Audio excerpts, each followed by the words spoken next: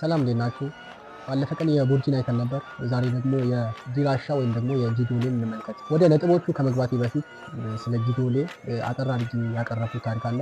እሱን ሰምተን እንመለስ። ዲራሻ ህዝቦች በደቡብ ኢትዮጵያ ከጫሞ ሐይቅ በስተደቡብ በሚገኙ ተራራማ አካባቢዎች በ5 ሰሜን በኬክሮስ እና በ37 ምስራቅ በኬንትሮስ ይኖራሉ።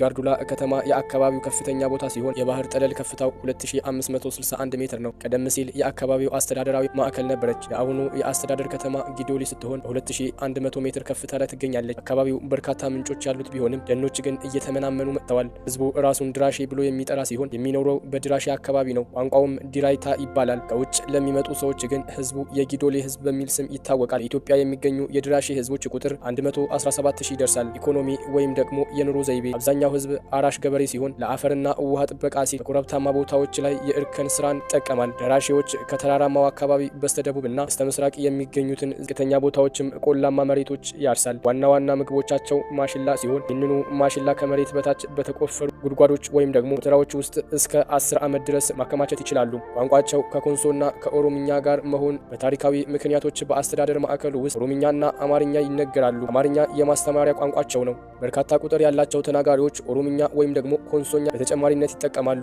እንደ ወንድ ወሰን ጥናት ገለጻ ድራሼ የህዝቡ ስም ሲሆን የቋንቋው ስም በተለያዩ መንገዶች ዲራሽታታ፣ ዲራይታታ ተብሎ ይጠራል። ሃይማኖት የኢትዮጵያ ኦርቶዶክስ እምነት ወደ አካባቢው የገባው ከአማራ አስተዳደር ጋር በ1920ዎቹ አካባቢ በፈረንጆች አቆጣጠር ሲሆን ወንጌላውያን ሚስዮናውያን ደግሞ 30 ዓመት በኋላ መጡ። ኢትዮጵያ ወንጌላዊ ቤተክርስቲያን መካነ ኢየሱስ በአካባቢው የሚገኝ ዋናው የፕሮቴስታንት ቤተክርስቲያን ሲሆን ይፋዊ አባላቱ 37000 ይደርሳሉ።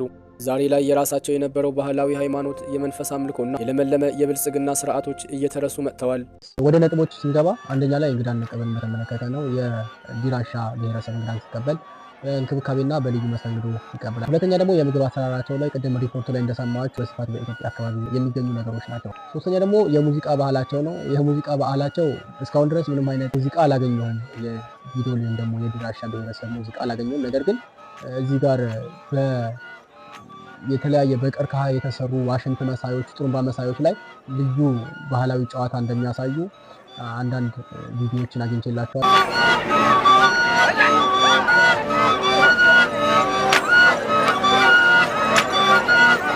አራተኛ ደግሞ የአለባበስ ባህላቸውን በተመለከተ ነው። የአለባበስ ባህላቸው አላገኘሁትም።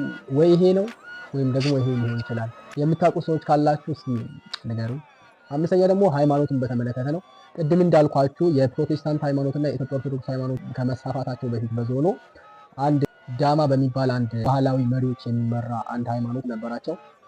አሁን ግን እየጠፋ መጥቷል መሰለኝ። ስድስተኛ የጋብቻ ባህላቸውን በተመለከተ ነው።